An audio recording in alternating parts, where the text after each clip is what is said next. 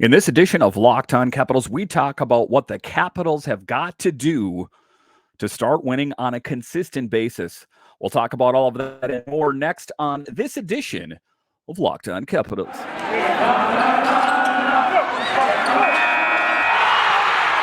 You're Locked On Capitals, your daily podcast on the Washington Capitals, part of the Locked On Podcast Network, your team every day.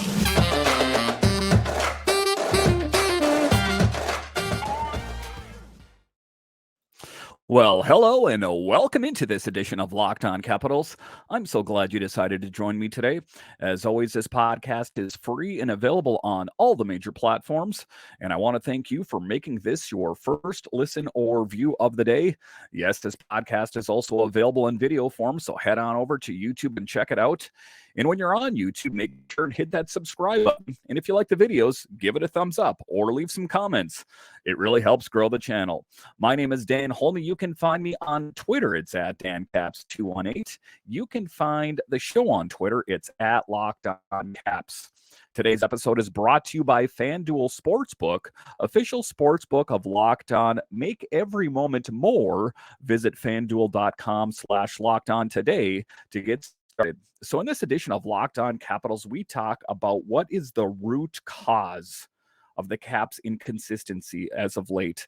You know, they went on a tear in the month of December, and it seemed like everything was humming along. And then all of a sudden, January came, and a lot of things got drawn into question, most notably the Golden Knights game, and most notably the Toronto Maple Leafs games, and a couple in between there. What do they have to do to get back into their winning ways? We'll talk about that. And then later in the show, we'll talk about some of the veterans on this Caps team that talk about, that routinely the Capitals make it to the playoffs, but you should never take that for granted. But it just gets off the top here. The Caps have been playing a bit inconsistent as of late, suffices to say. What can they do to fix it? The Capitals saved their season in December by going 11-2-2, but then they went 5-7-1 in January so far. And what's the root cause, and where did the problem start? And part of it, you could say, is everywhere. Offensively, the Caps have been, pretty bad in the month of January overall. This story in The Athletic, they were talking about it. Washington outperformed its expected goals numbers by 0.68 per game in December, but is right around its expected goal number in January. So it just seems like, to a certain extent, the Caps have lost their way in the month of January. And how do they turn that around? Coach Peter Laviolette talked about it. He said, we talked about just trying to get in closer to that blue paint, doing something a little bit more, get in a little bit tighter, get in a little bit better positioning, maybe work a little bit harder to find the lane to deliver the puck, a little more bit of traffic, those kind of things. So just to summarize it there, what is he saying there? He's saying kind of the basic stuff that you always hear in hockey terms. You don't always got to go for the highlight reel goal. Just try to get a lot of shots up close and just really pepper the netminder, the opposing netminder, with a lot of shots, and good things will happen. Because that's a lot of it, and I'm off by talking about the offense, but it's also defensive breakdowns, and we'll talk about that a little bit later. And then also, Darcy Kuemper as well. There's kind of blame that can get laid across for everyone on the team, and that's the thing that they're going to have to fix if they want to make any kind of push for the playoffs. It's a fine line, he added. I don't feel like we're doing much different from December to January, but the goals have been a little bit tougher to come by this month, so it's what we can do around the area to be a little bit better. And, there are certain things that have changed. You take a look at the month of December, and there were some marquee names on this team, kind of unexpected names that kind of popped up and really, rose to the challenge. Erik Gustafsson was one of those players. Had really risen to the challenge when Carl out of the lineup, and a real pleasant surprise. But it just seems like in general that a lot of that play has gone away a little bit. Erik Gustafsson has 1 goal and 4 points in January after amassing 6 goals and 14 points in December. So again, that's where it starts there. We can start with Erik Gustafsson. Lars Eller, I talked about yesterday as potentially a trade target. Why do I say that? Because it's the last year of his deal with the Caps. It would be advantageous for the Caps to move him while they still had him under contract so they could get something in return. If they don't do anything, if they just wait till the end of the year, he walks, the Caps get zero. That doesn't make sense. 4 goals and 3 assists last month. And then Connor Sherry, out there, the Swiss Army knife, if you will, who, he can get production on the 4th line. He can get production on the 4th, the 2nd, the 3rd, anywhere. He doesn't really care. Just put me in, coach. Connor Sherry had 4 goals and 15 points in December, but has a goal and 4 points in January. And then the injury. The 4th line has been one of the mainstays of the Caps. Hathaway and Dowd, and fill in the blank with the other player in there. We've seen them all, Alexi Protas and Malenstein, and there's a long list. But Nick Dowd and that 4th line have had really great production this year. So to have him out of the lineup with is not ideal.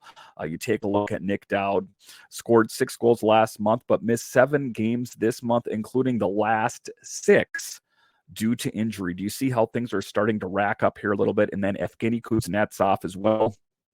Evgeny Kuznetsov kind of is in the same category for me as Anthony Mantha in the regard of a really hot and cold player. When he's engaged, he's a really great player, but then there's, pretty good chunks of time where he's just kind of absent from the score sheet altogether. Evgeny Kuznetsov has been racking up assists, but has no goals this month and 6 on this. That was never the projection for Evgeny Kuznetsov. I mean, everyone was up in arms when he first came to this team, like it's, going to be Alex Ovechkin 2.0 coming to this team, just another Russian here that has a great goal scoring touch. And, we've seen flashes of that in his career on the Caps, but as of late, we have not really seen him show up in that way. So that is, just there is a group of players there right off the start that is kind of a bit of the reason why, at least potentially, the Capitals have not had as much success in the month of January. The thing of concern for me is, can they find their way? They were able to do it in the month of December. Are they going to be able to find that winning touch in the month of January again? This is getting to be crunch time here. We're coming up at the end of January. We're starting February here soon.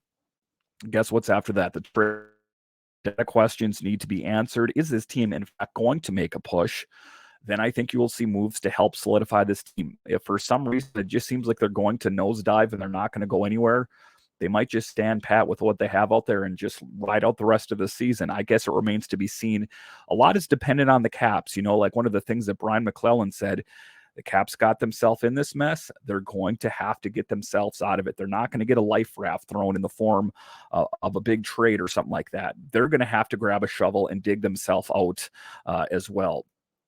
But just kind of taking a look at it, broad spectrum here, just kind of, assessing, blame and everything, where it's due. As you take a look at the different positions out there, is that Darcy Kuemper has been a pretty steady player overall in the Caps. I got to say, a really solid acquisition. An about face from what the Capitals had last season in Samsonov and Vanacek. The final area of Sports Logic's data singles out the backside is sliding, and it's goaltending. Darcy Kuemper has started 11 of 13 games this month. He's also been pulled in 2 of the last 4, Vegas and Toronto, each time after surrendering the game's 4th goal in the second period as Laviolette attempted to get everyone's attention. So, wow, isn't that an interesting statistic? And, I will sing the praises of Darcy Kuemper when he is engaged, but also, I want to be fair at the end of the day. I want to assess, if someone's not doing well, I'm going to call him out on that as well. Darcy Kuemper has had, a rough last couple of weeks here. So that's what I talked about in the last podcast, that if it was up to me, the Caps got this game coming up against the Blue Jackets, and then it's the All-Star break. And then when the All-Star break is over, then what is it? It is going to be a game against Boston, a team with the best record in the NHL. Who would I put into net? I'm going to tell you who I'd put into net. I would have Charlie Lindgren, Chucky Sideburns in between the pipes. I think that he gives the Caps the best chance, as of right now, for winning the game against a formidable opponent. So that's what I would do. And, this is not to say anything disparaging about Darcy Kuemper. I'm in the winning business for the Capitals, as they are as well. And I would like to have the best goalie with the best chance of winning. And I think at this point, they should at least give Charlie Lindgren that shot, being for the fact that Darcy Kuemper has been a bit inconsistent. So that is one of the things that they're going to have to shore up a little bit there. Because, if you kind of start going down the road too much and you start losing too much ground, then certain things start to get drawn into question, especially if you start going down the standings a little bit. Then, there's questions about, does this team have it? And then all of a sudden, you hear all the questions about rebuild and all that kind of stuff. And we just don't really want to go down that road right now. I think that the Capitals have it within them to turn things around, but they're going to have to find it within them as well. And if you take a look at another big player, like we talked about, John Carlson, Erik Gustafsson has stepped in and he's done a pretty good job, all things considered. But John Carlson, the number one blue liner on the Caps, has been injured, and we don't have a date as to when he's going to come back. And that's, a bit of a cause of concern for me. And that's what I talked about in yesterday's pod. And I'll say it here a bit again, is that if John Carlson is not good to go, say he's out for the rest of the season, I think the Caps need to swing for the fences and pick up that big defenseman to help shore that up. Because like I said, the Caps defense is kind of walking on eggshells right now. God forbid if something happened to Erik Gustafsson or Orlov or someone like that out there, this team would be thrown into a tailspin. But I do think they need to pick up a depth defenseman and forward as well, because you have to play.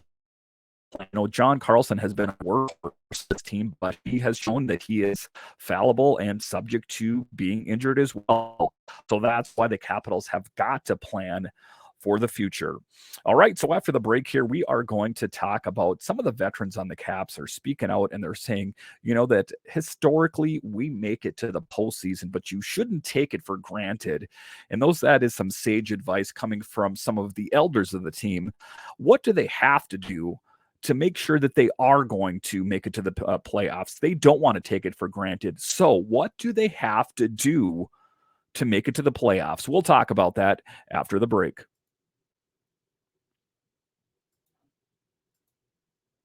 This year, the only app you need at your Super Bowl party is FanDuel, America's #1 sportsbook. We're really excited about our new sports betting partner for Locked On, because they're the #1 sportsbook in America, FanDuel. And if you're new to FanDuel, that's even better. They have so many great features that make betting on sports fun and easy. Download FanDuel now so you can bet on Super Bowl 57 with no sweat first bets. You'll get up to $3,000 back in bonus bets if your first bet doesn't win. FanDuel lets you bet on everything from the money line to point spreads to who will score a touchdown. And guys, even if you're not into betting, if you have some money on these games, it makes watching them that much more exciting.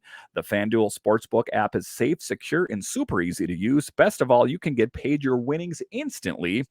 So join FanDuel today. Go to FanDuel.com/lockedon to claim your first no sweat first bet on Super Bowl 57. That's FanDuel.com/lockedon. Make every moment more with FanDuel, official sportsbook partner of the NFL. All right, welcome back into this edition of Locked On Capitals, where it's your team every day. In this next segment, we're going to talk about that historically, the Caps kind of just take it for granted that they're going to make it to the playoffs somehow. Are we going to make it past the first round? Are we going to make it to the second round? There's another option out there that they don't make the playoffs at all. Yes, it's possible. And, for the longest time, the Caps have made it to the playoffs. They have not missed the playoffs in some time, but they shouldn't take it for granted. And we hear all the time about this aging core and how they're not getting any younger and all these kind of things. And we have Alex Ovechkin and Nick Backstrom and Oshie that we have to go to the playoffs, right? We have to. There's no other option but going to the playoffs. It just seems like it's not even conceivable. A lot of the guys in here haven't not made the playoffs in quite a while, so that's not a trend we would like to start, says one of the elder statesmen of the team, TJ Oshie. Granted, things haven't gotten any easier for the Caps. While getting Nick Backstrom back was a major boost, the team is also playing without John Carlson and Nick Dowd, and Tom Wilson went down again with another lower body injury after just 9 games back in the mix, writes Washington Hockey Now. And that is one of the players of the most impact for me is Tom Wilson. And, he was just, a workhorse horse out there, and he never seemed to get injured. And then last season, he kind of tweaked his knee in the first game of the playoffs against the Panthers, and then he missed the rest of it. And then he missed almost this entire season. He came back for a brief period, and now he's injured again. These are the things that start to stack up. It's not one event that's causing the wheel to wobble for the Caps. It is the sum total of, it's Nick Backstrom, it's Tom Wilson, it's John Carlson. And, I hear all the people say, well, the really great teams, they can find a way to overcome. And, that's a nice t-shirt, and maybe, I'll wear one of them one day. But the fact of the matter is that the Caps are struggling because they're missing some of their key players. And, you could say, take a look at the month of December. They found a way to do it. But was it sustainable? They were fine. They found a way to keep that 40-pound hacky sack in the air for 1 month, but it got too heavy and they dropped it. How do they find a way to find their winning ways once again? And doing it with, a limited roster out there. The Caps have got to do it, and you're not going to get any sympathy from any other team out there. There's a lot of teams out there that are dealing with a lot of injuries. Granted, the Capitals have dealt with the most for the most part all season with as far as injuries concerned, but they have gotten some key pieces back. They got Nick Backstrom back, and Tom Wilson, hopefully, God willing, is going to be coming back soon, and some other players. But they're going to have to overcome if they're going to want to find a way to make a push into the playoffs. But still, there are other glaring issues. The power play has struggled big time, and the defensive coverage has not been sharp. There's also a lack of consistency through 60 minutes, as there will be strong starts followed by costly lulls in play, or poor starts followed by furious rallies that come a little too late. Then at other times, there's a lack of chemistry across the lineup in trying to do too much leads to bad turnovers, missed assignments, and ultimately losses. It doesn't feel good, Nick Backstrom said. So what is the solution? And that's the question. What is the solution? One of the Oshie said about the Golden Knights game is it seems disinterested. That's never a position that you want to be in if you're playing professional sports. How have they gotten so numb to the fact that, going to the playoffs is not a locked thing? There is a chance that this Caps team could miss the playoffs. Do I think that's going to happen? I guess it remains to be seen. I want to see how things kind of shake out, within the next, 5-6 games here. But I want them to win on a consistent basis because the spirits of last season are coming back to haunt this team. And they kind of hung it on the goalies last year. They hung it on Samsonov and Vanacek that, those two guys, that's the reason that we're losing. Well, they're doing it again this year with 2 really great netminders. And I know I hear everyone coming at me about Darcy Kuemper's not that great.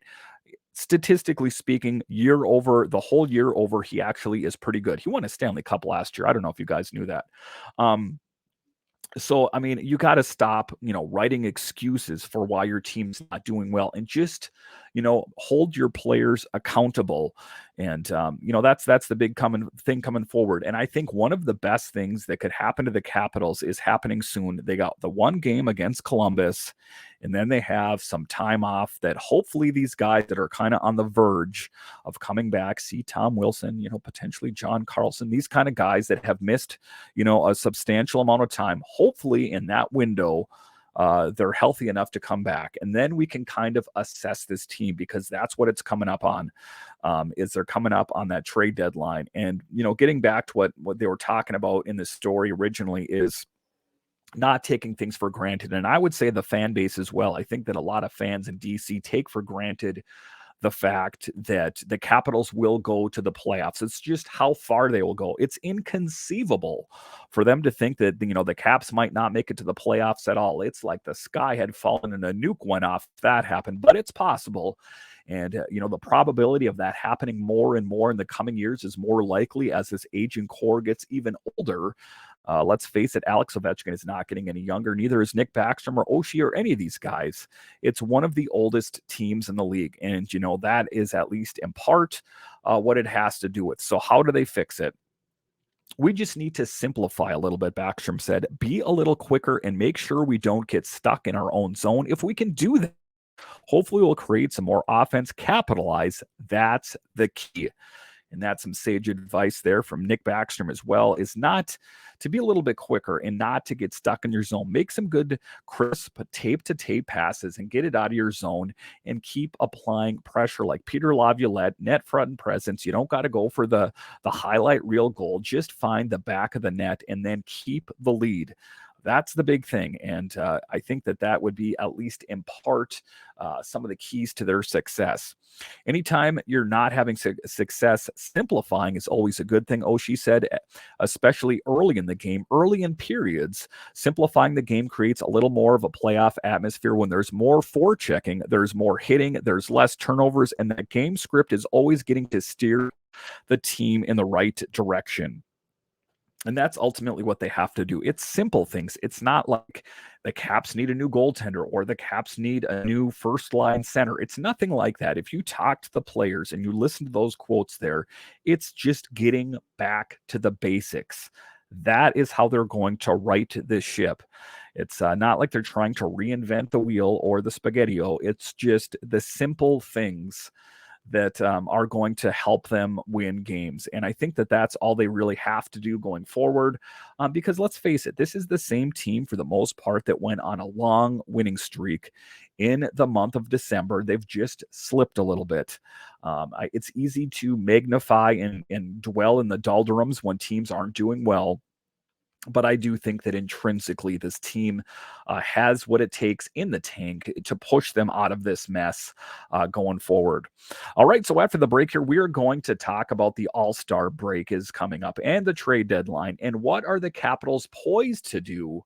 We've talked about that on the show, but things have changed. Bo Horvat has a new home. We'll talk about all of that and more after the break.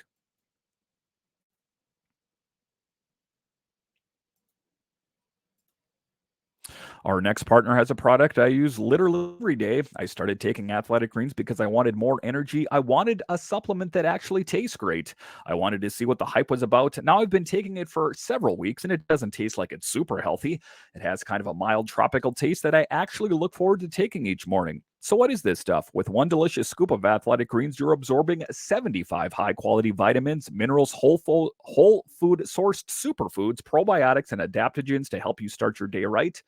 This special blend of ingredients supports your gut health, your nervous system, your immune system, your energy, recovery, focus, and aging, all these things. And I personally use it because I have young children at home. And if you have children at home, sometimes you can relate you need that little boost of energy. It's lifestyle friendly, whether you eat keto, paleo, vegan, dairy free, gluten free. It contains less than 1 gram of sugar, no GMOs, no nasty chemicals, or artificial anything while still tasting good and supports better sleep quality and recovery, supports mental clarity and alertness. It's the one thing with the best things. It costs less than $3 a day. You're investing in your health, and it's cheaper than your cold brew habit. It's cheaper than getting all the different supplements yourself. You're investing in an all-in-one nutritional insurance. To make it easy, Athletic Greens is going to give you a free 1-year supply of immune-supporting vitamin D and 5 free travel packs with your first purchase.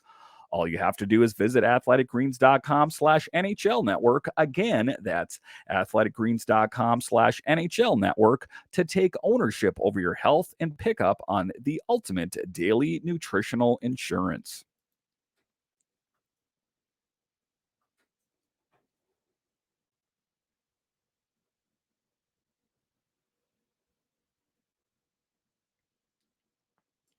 All right. Back into this edition of Locked On Capitals, where it's your team every day. Well, the moves are starting to trickle in, aren't they? Bo Horvat goes from Vancouver to the New York Islanders, and the New York Islanders get a haul on this deal. This broke a little bit earlier, and just, it was one of the players that I had heard that should come to the Capitals for Anthony Mantha. Some people straight up, Anthony Mantha for Bo Horvat. That seems like a good deal, right? Of course, to the Capitals it does. So what did this deal entail? So Bo Horvat goes to the Islanders, and Vancouver gets 2023 first-round pick, Atu Ratti and Anthony Bolivier. So not too bad of a haul for both teams. And the big cause of concern, I guess, if you're an Islanders fan, and I know this is a Capitals podcast, but it's a part of the Metro here, is they have to find a way to extend Bo Horvat, or the Vancouver Canucks got a pretty decent haul, I guess I got to say, all things considered, for what could potentially be a rental for the New York Islanders. So it's an interesting thing. And usually around the trade deadline, and I know it's not until March, but once the pieces start to fall, they kind of happen in succession. So Bo Horvat was the first piece to fall, the biggest, one of the bigger ones, shall we say. I'm sure there's been some other tertiary stuff that I haven't really seen, but Bo Horvat was one of the biggest ones to fall first, shall we say. So now it's going to be interesting to see what kind of moves follow. Do the Capitals have any big moves up their sleeve as they head to the trade deadline? If you're asking me right now, if you're going to give me if I have to, you're putting a gun to my head and I have to give you an answer, I'm going to say, they're probably going to make a move, but it's not going to be something that's earth shaking. I don't see them going out and picking up someone, in the same category as a Bo Horvat, something of that magnitude. Is it possible? Sure, but I don't think it's the case. I do think if they make moves, it's going to be some smaller moves like I talked about in yesterday's pod. Who do I think they need to get? I think they need to get a big name defenseman in some caliber. If John Carlson, for some reason, had to miss the rest of the season, depth defenseman. They also need some help at the depth forward position. See Sonny Milano, Nicolas Aube-Kubel, something of that magnitude, because it's going to be interesting. And I love the trade deadline. Even before I did this podcast, I took the trade deadline and I take free agency, and I've done it for years. Just kind of sit at home watching the NHL Network with popcorn and, a beer perhaps, and just really taking it in. I love to see kind of the chess match that goes on out there. And how do these teams get better? I got to say 9 times out of 10, it doesn't really seem to, it seems on paper, sometimes these moves have a bigger implication than they actually do. How much is Bo Horvat going to help out an Islanders team that's struggling? It seems a bit interesting to me that they made a move like that. Now, I don't even really consider the Islanders contenders right now. Is Bo Horvat enough to make the Islanders contenders? I don't know. One guy can't do everything, right? I guess to a certain extent, a goalie could really help, but I don't think, right now, as an outsider, as a guy that doesn't cover the Islanders, I don't think that Bo Horvat is enough to push the team over the top. And was it worth the cost of giving up 2 big players and a draft pick for a rental, potentially? It's kind of an interesting move. And the Caps have gotten in these similar positions before, and I've never liked when they've done it. I guess maybe if you were, one player away from, potentially winning a Stanley Cup, I could see that. But then you could say, Dan, how would you know if you were going to win a Stanley Cup? You know what I'm saying? Sometimes you can get just kind of a sense, that things are trending in the right direction. So I guess I would say that, certain teams that make sense. The Caps, I just don't see them going out and making some earth-shaking thing that's going to set the Twitter sphere on fire. I just don't think that's going to be the case. But it's going to be interesting to see what the other teams in the Metro Division do to try to solidify or, magnify their team that they have. There's certain teams that are getting hotter, and there's some teams that are getting lukewarm. Caps got to stay in the mix. Otherwise, they should just kind of pack it up and put it away right now. But, I don't think it's to that point right now. I think there's enough runway ahead that the Caps could go on a run. But, what kind of draws into question, teams like the Islanders all of a sudden could be a formidable opponent, right, for the Caps, potentially. Like I said, I don't think it's going to be enough, but I could be wrong, right? I don't cover the team. I don't know all the ins and outs of the team that well, but it could be. I know it's a team that has struggled this current season. So I don't necessarily think that is going to be enough. I want to hear from you. Why don't you hit me up on Twitter at DanCaps218? You can see it on the screen there. If you're listening on the audio side, it's at DanCaps218 or at Locked On Capitals. And I'll share these on an upcoming podcast. What do you think the Capitals need to do before the trade deadline or on the trade deadline? Do you think a forward? Do you think a defenseman? I've heard crazy things about goalies. I want to hear it all. So just at me on Twitter, and I'll share some of those on an upcoming episode. What moves do you perceive the Capitals need to make? I think that they need to make some moves. I don't think that this team is, rock solid enough right now that they're ready for the playoffs. If this Caps team went into the playoffs right now, I think they will. I think it would be an early exit, to be honest with, despite the fact that they have a Stanley Cup winning netminder, despite the fact they got Chucky Sideburns and Alex Ovechkin. I don't think this team is fit for the playoffs as of right now. So once again, hit me up on Twitter. What do you think the Capitals need to do before the trade deadline? And also, I'm hearing more back from more and more people that want to come on the show. And if you would like to join me on an upcoming episode of Locked On Capitals, shoot me an email, minutecastmedia@gmail.com. That's minutecastmedia@gmail.com. If you want to come on for a segment, it's about 10 minutes. I'll send you a Zoom link. I'll ask you similar questions. What moves do you think the Capitals need to make before the trade deadline? Do you think the Capitals are going to make it to the playoffs, and how far? And just anything in general, I would love to hear from you. I know what my thoughts are on the Capitals, but I want to hear from you because I value your opinion, and I want to hear what the Caps fans think about what moves and what the Capitals team needs to do, and just Caps news in general. I want to hear from you, so make sure and hit me up on Gmail, minutecastmedia.com. All right, once again, I want to thank you for joining me on this edition of Locked On Capitals, where it's your team every day. My name is Dan Holme, and I'll talk to you again next time.